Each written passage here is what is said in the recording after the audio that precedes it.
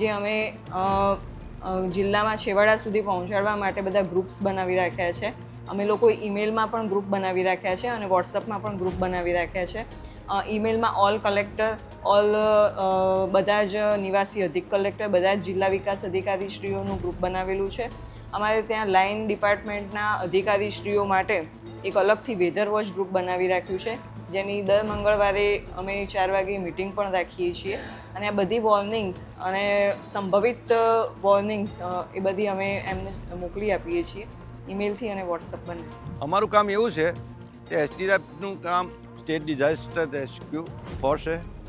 ગુજરાતમાં કંઈ પણ બાઢ આવે, ભૂકંપ આવે, આગજનની હોય કંઈ, તો એ જગ્યાએ ઉપર અમારે આ એસડીઆરએફ ટીમ તાલીમ લીધેલી હોય તો એ તાલીમ લીધેલી હોય તો એ રેસ્ક્યુ કરી શકે.